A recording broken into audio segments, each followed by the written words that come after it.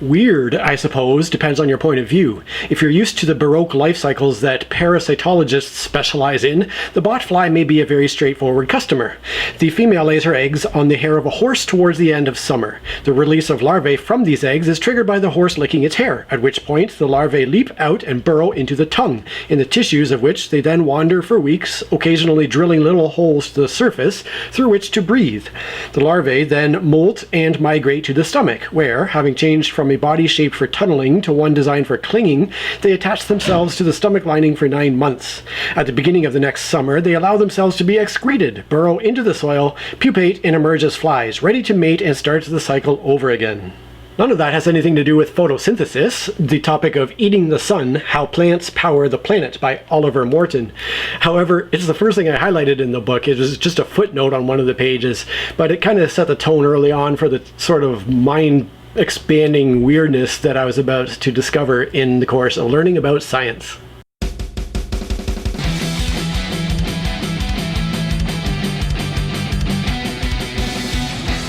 This is decidedly a science book. It is not for the casual layperson per se, just because of the depth that the author goes into on the process of photosynthesis, as well as the entire history of the discoveries as they were made throughout the decades and the centuries. The first couple chapters, in fact, is dedicated very much to the history of discovering each step of the process of photosynthesis, and right at the beginning the author sort of recommends to skip ahead to the later part of the books if the reader finds themselves getting bored with the details of the first part of it. So yeah, it's very much a deep dive into this particular scientific topic. Now, the author, though, has a very interesting writing style. It's kind of a mix of the poetic with the technical. So, for example, there's this nice bit of prose here. Forests speak of the past. The history of a forest is everywhere, written in the rings of its trees, the curves of their limbs, the tangle of their roots. Forests offer us shelter and nurture and grant us the protection of invisibility, but their old shadows and obstructions hide things from us. Grassland, process more than place, lives always in the present, its history hidden but its distances opened to inspection. It reveals us as we are and lets us see what is coming. Forests contain the fancies of our night. Grasslands open up the prospects of our days. To see the horizon is to look to the future. But then, just a few pages later, we have: in these plants, carbon dioxide from the air is stuck to a 3-carbon molecule called phosphoenolpyruvate, producing a short-lived compound that the chloroplasts quickly reduce to 4-carbon malate. This malate is normally shipped to cells which are wrapped quite tightly around the leaf's vascular system, the bundle sheath cells. These are the structures which first evolved as a way of concentrating the carbon dioxide given off in photorespiration. Within them, the malate is oxidized to a 3-carbon compound called pyruvate, giving off a carbon dioxide molecule in the process. The pyruvate is sent back to the cells the malate came from, there to be turned back into phosphoenolpyruvate. So that's kind of a example of the dichotomy between the more introspective and poetic to the very scientific and factual. But the facts it does contain for a science nerd like me are certainly very interesting. I mean, something as simple as the fact that almost all the energy on the Earth comes directly from the sun. I hadn't even considered that even winds and ocean currents are all generated by the activity of the sun. As Oliver Morton says, all activity requires energy, but all but a tiny fraction of the energy required by life on Earth comes ultimately from the sun. This link beyond the Earth is the most intimate of our connections to the cosmos. Science writers, especially those of an astronomical bent, are fond of observing that we are made of stardust, that every atom of the carbon, oxygen, nitrogen, and other elements which make up our bodies was forged in the hearts of stars that died before the sun was born. These hints of astronomy and cosmology also reflect the fact that so many different scientific disciplines come together in this book and join forces in the search for truth regarding how photosynthesis works. It's such a complicated process. It's amazingly complicated, and a lot of scientists from a lot of disciplines had to team together to solve the puzzle, really. Here's how that's described. Kamen had a clever diagram he liked to show at seminars, a timeline that showed the different stages of photosynthesis, from the arrival of the photon to the growth of cells, along with their accompanying scientific specialties: radiation physics for the light, solid-state physics for the antennae, physical chemistry for the first oxidation, biophysics for the electron transfer chain, biochemistry for the Calvin-Benson cycle, physiology to regulate the biochemistry, botany to put it all into the context of the plant, ecology to match the sun-eating plants to their environment.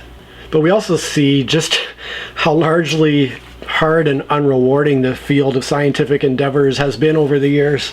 Here's an example of what it was like for a couple of young scientific students. The money got him to Berkeley, but didn't pay for much once he arrived. He and his roommate used to eke out their meager diets by cooking up the legs of the frogs used in physiology classes. Things improved once the students moved on to rabbits. Ew. Dissect the frogs and eat them. They really needed to be studying cattle, I think, but the scientific rewards are sure few and far between. I guess what they get rewarded by is flat earthers spouting off their nonsense. What a time to be a scientist.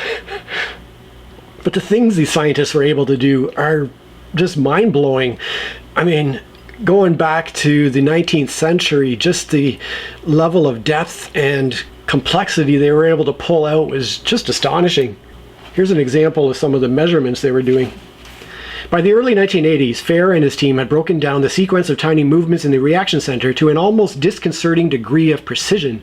It took just 200 picoseconds, trillionths of a second, for an electron to pass from the pheophytene to the quinone, while the transfer from the special pair to the pheophytin took just a couple of picoseconds. They're measuring movements of electrons to billionths of a second back in the 1980s. And yeah, like I said, just the things they were able to see and measure and observe long before that are quite astonishing.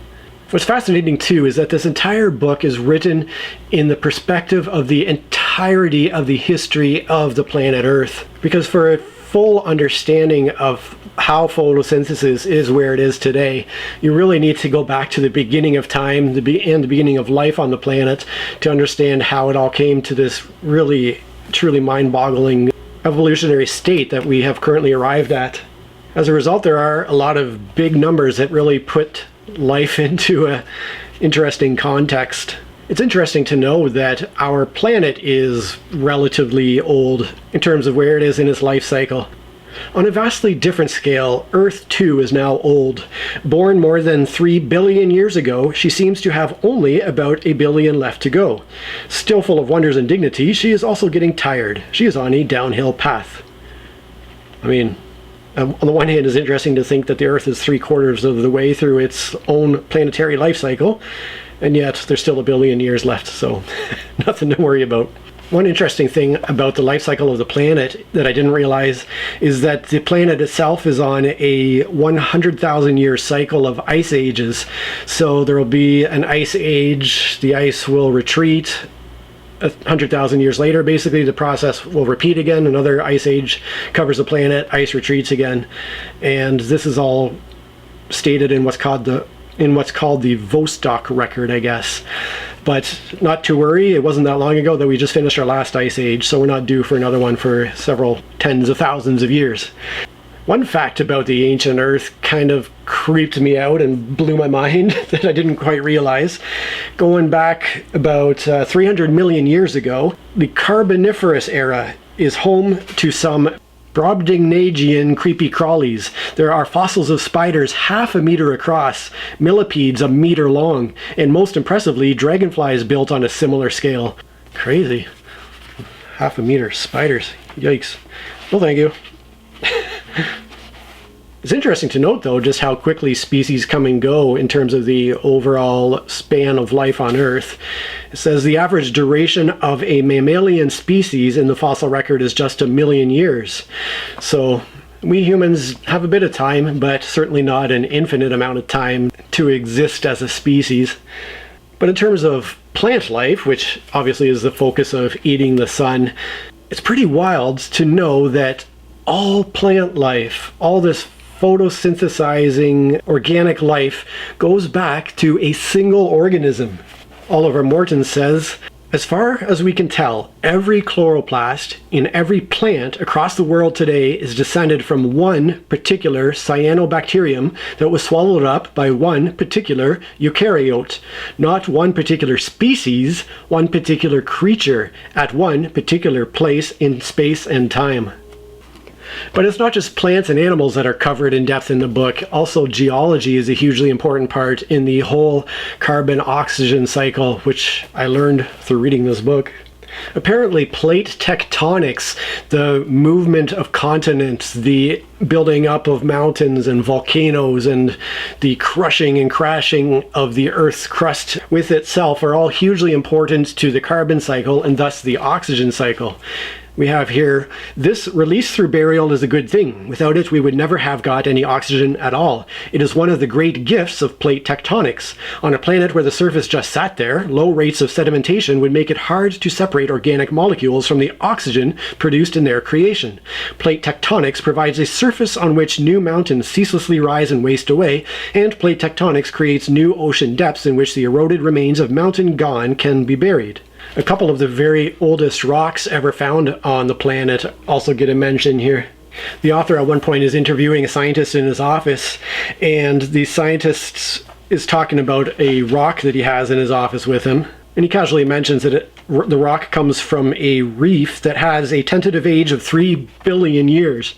The author picks it up and says, "It was there in my hand, regular in shape, cool to the touch, in the 3 dimensions of space, and in every aspect evident to the senses, it was utterly mundane.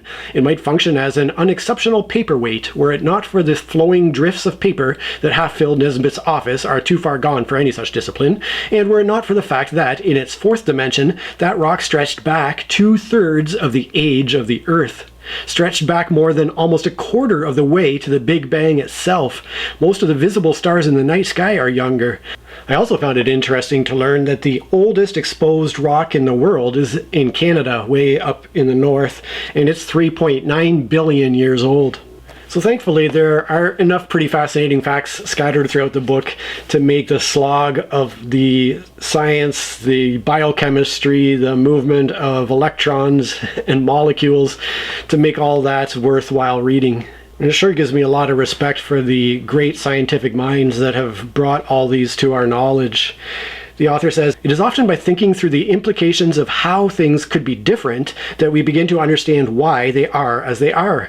Such fancies offer the same intellectual openings that modeling counterfactuals like a world without fire do." But despite all the understanding we have, it also goes to show what we still don't know, and no matter how much knowledge you have, there will always be a further question of, but how did that? But how did that? And where was the beginning? And what was before the beginning? When breaking down the specifics of the process of photosynthesis, the author says, "How do mindless molecules held together by electrostatic forces do something like that? And how do the systems they are part of regulate themselves?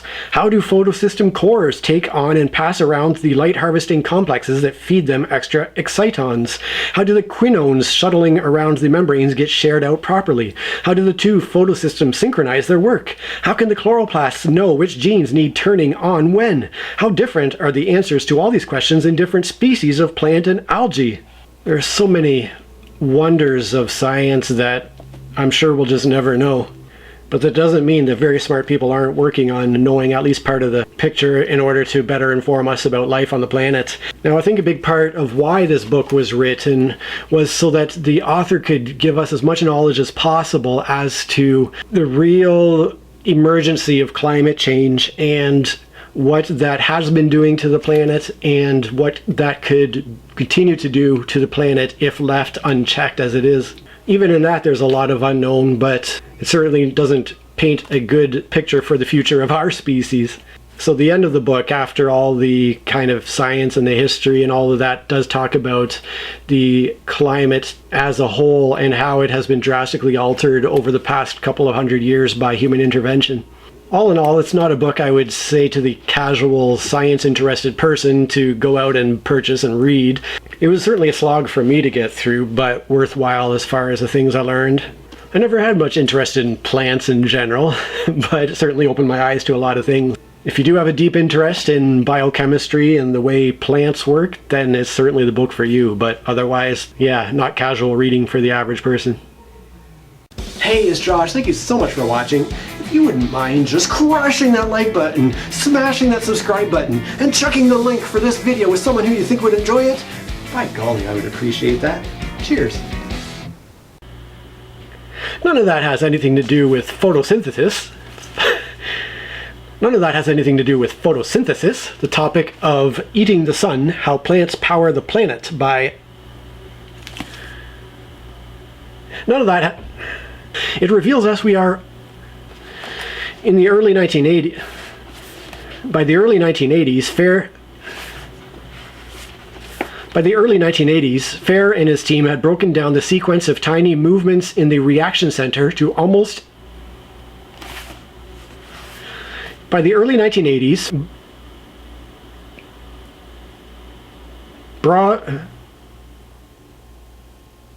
in the terms of the overall life's... It was a slog for me to get through, certainly.